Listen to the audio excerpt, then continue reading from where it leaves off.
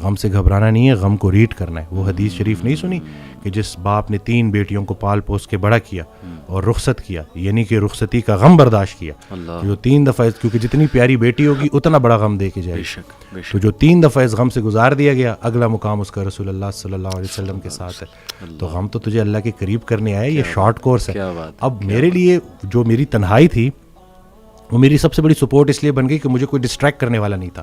پھر میں نے اور سنا, پھر میں نے اور لوگوں کو سنا, پھر میں نے اسی طرح سے یوتھ کلب, اسی طرح سے طٰہٰ ابن جلیل, سارا اکثر جب وہ جو تھا, جو لاسٹ جو ہمارا ہوا تھا, تو اس میں نے انہی کی سنی باتیں انہی کو سنا رہا تھا. تو بس لیکن دیکھیں نا, کہیں سے بھی اگر, اور ان سے بھی جب پوچھتے تھے نا جیسے کہ آپ کے لیے ہم کیا کریں, تو انہوں نے کہا کہ میرا یہ پیغام لوگوں تک پہنچاؤ کہ یہ جو ہم عمل سے خالی ہو گئے ہیں نا, وہ علم جو عمل سے خالی رہ جائے اس کا بھی پوچھا جائے گا. صحیح بات. تو کرنے والے کام ہے, کر ڈالو. ہمارا سب سے بڑی خوش فہمی ہماری یہ ہے کہ ہمارے پاس ٹائم ہے. ہم انفارچونیٹلی آخری سانس کو موت سمجھتے ہیں. بچپن مر گیا, جوانی مر گئی.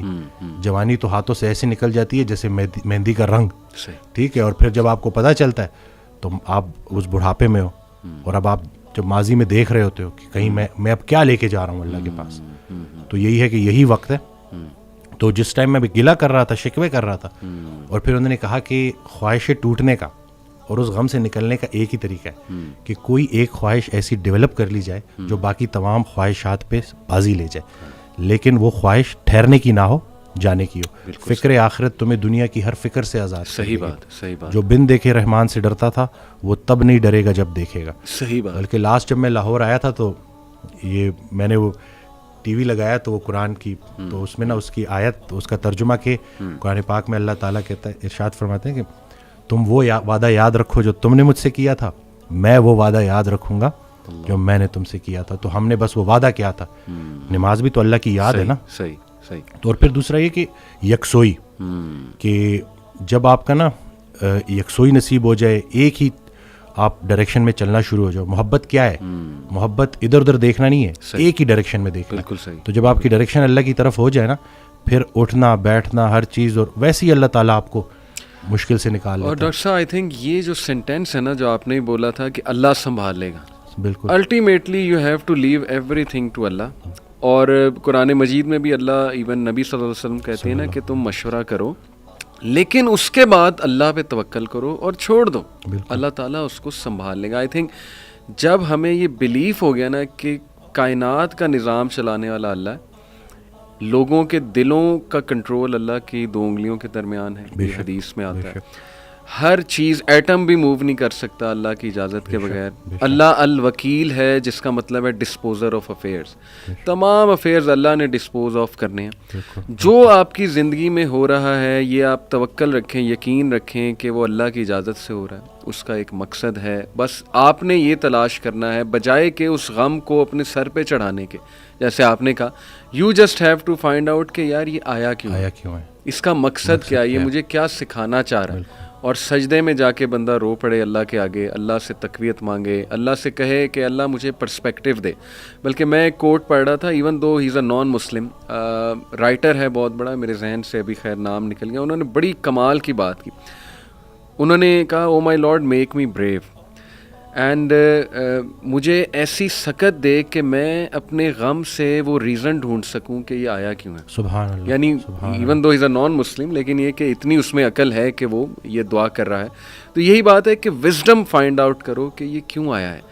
اور بلکہ میں, ڈاکٹر صاحب ایک میرے دوست ہیں, بڑے اچھے اسکالر ہیں, انہوں نے ایک بڑی پیاری بات کی. انہوں نے کہا کہ جب بندے پہ غم آئے نا, تو چلو کچھ دیر غمگین رہنا یہ نیچرل ہے, فطری ہے. رسول اللہ صلی اللہ علیہ وسلم پہ بڑے غم آئے.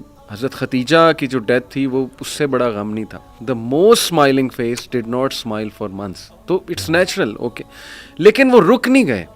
ایسا نہیں تھا کہ وہ آئسولیشن میں چلے گئے, یا ایسا نہیں تھا کہ سارے کام ٹھپ ہو گئے. کیونکہ میرے دوست نے کہا کہ دیکھو جب ہم ٹھپ ہو جاتے ہیں نا, یہ پیسو شکوہ ہے اللہ سے. اتنی تو ہمت نہیں زبانی رب سے شکایت کریں, لیکن یہ کہ ہم ٹھپ ہو کے دکھاتے ہیں کہ جی بس میں تو راضی نہیں آپ کی رضا میں, انڈائریکٹلی تو ہم یہی کہہ رہے ہیں. انہوں نے کہا جو لوگ غم میں کھڑے ہو جاتے ہیں نا, ان کا دل نہیں کر رہا صبح اٹھنے کا, بستر پہ پڑے رہتے ہیں. آئی ایم شیور آپ بھی ایسی کنڈیشن سے گزرے ہیں کہ اٹھنے کا دل ہی نہیں کرتا, ہمت ہی نہیں کہ جی, بندے کا دل کرتا ہے میں سویا رہوں, ریالٹی میں آؤں ہی نا.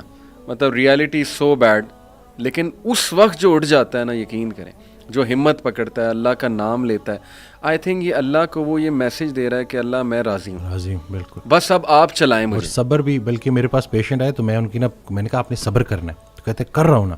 میں نے کہا کہ صبر تو ایسے کرنا ہے کہ دوسرا بندہ اپنی پریشانی بھول جائے. اللہ اکبر, اللہ, صبر ایسے آپ نے ڈیفائن کرنا ہے کہ دوسرا آپ کے پاس آئے اور آپ, کیونکہ یہی صبر ہے. بالکل ایسے. اب آپ کو میں دیکھ رہا ہوں, آپ نے اپنے آپ کو چور چور کر دیا. اور باقی ایک اور بات کہ اپنے آنسوؤں کو لوگوں کے سامنے رائیگاں مت کرنا, کیونکہ ان آنسوؤں کی خریدار رحمت پروردگار ہے, تو ان کے سامنے بہاؤ اور پھر دیکھو کہ کیا ہوتا ہے. اور باقی ایک کویسچن بہت سارے لوگ نا مجھ سے کرتے ہیں انگزائٹی سے ریلیٹڈ, کہ ہمیں لگتا ہے کہ ہمارے بعد ہمارے بیوی بچوں کا کیا ہوگا.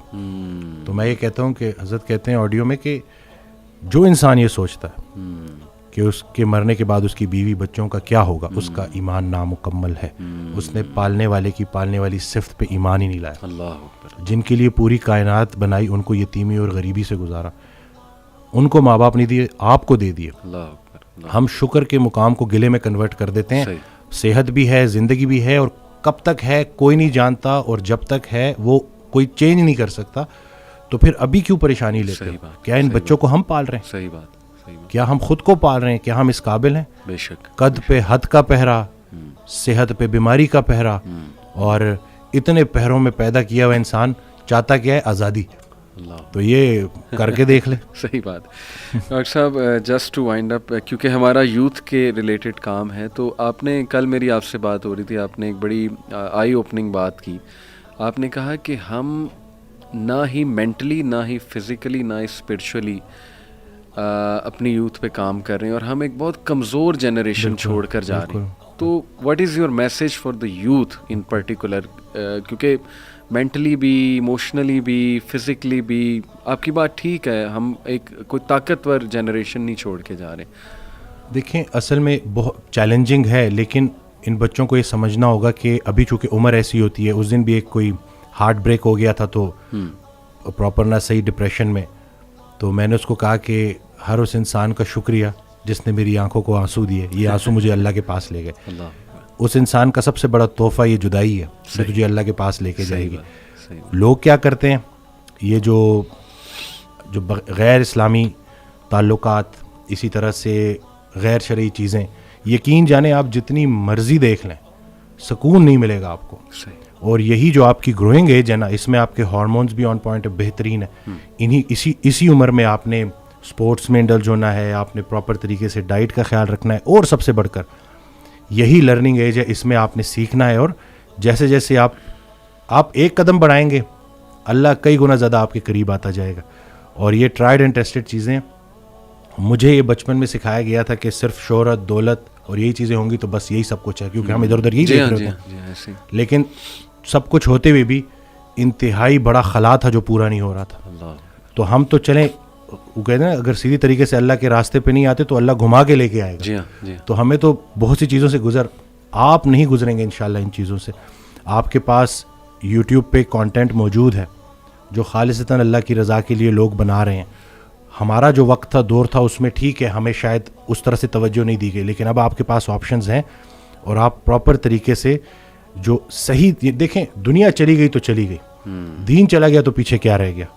تو میں کہتا ہوں کہ دنیاوی تعلیم میں جتنا عبور حاصل کر سکتے ہیں کریں, لیکن اللہ کو بیچ میں رکھنا ہے. صحیح بات. اور دوسرا یہ کہ فائدہ بخش ہونا ہے لوگوں کے لیے, کہ آپ کی ذات سے لوگوں کو نفع ہو. صحیح بات. تو یہ انشاءاللہ اگلی جب جنریشن ہمیں ریپلیس کرے گی تو وہ ہم کوشش کریں گے جی انشاءاللہ. اللہ کے قریب ہونے سے آپ کو مینٹل اسٹرینتھ ملے گی, پرسپیکٹیو ملے گا. جتنے بھی عظیم کام ہیں وہ غیر عظیم زمانوں میں ہی ہوئے ہیں. غیر عظیم جہالت کے معاشرے کے ساتھ اللہ دو کام کرتا ہے, یا عذاب بھیجتا ہے یا رحمت للعالمین کو بھیجتا ہے. تو رسول اللہ صلی اللہ علیہ وسلم ہمارے دلوں میں ہے, تو جن کے دلوں میں رسول پاک صلی اللہ علیہ وسلم کی عملی محبت ہے, اللہ ان پہ عذاب نہیں بھیجتا. تو نیگیٹو نہ سوچا کرے, پتہ نہیں ملک کا کیا ہوگا, نہ یہ چیزیں آپ نے بگاڑی ہیں. صحیح بات. نہ آپ یہ ٹھیک کر سکتے ہیں, اللہ ہی ٹھیک کرے گا, لیکن آپ خود کو تو ٹھیک کر سکتے ہیں نا. زبردست. جس نے اپنے آپ کو پہچانا اس نے اپنے رب کو پہچانا. بے شک. تو اپنے آپ سے آپ آشنائی حاصل کر لیں اور دیکھ لیں کہ آپ کا انٹرسٹ کیا ہے. بالکل صحیح. جو بھی کام کریں انٹرسٹ سے کریں, اور اس میں حصہ لوگوں کا رکھ دیں کہ لوگوں کے کام آئیں آپ, تو باقی انشاءاللہ کامیابی ہے. امیزنگ سر, بہت شکریہ, بہت اچھا لگا. may اللہ bless you, اللہ تعالیٰ آپ کو بلانے کے لیے شکریہ کہ نہیں, اٹس این آنر. اللہ آپ کو مزید ترقیوں سے نوازے, اللہ تعالیٰ برکت دے آپ کو لائف میں, اور دنیا آخرت دونوں کی بہترین چیزیں دیں انشاءاللہ. Will keep inviting. انشاءاللہ. جزاک اللہ. السلام علیکم. Thank you.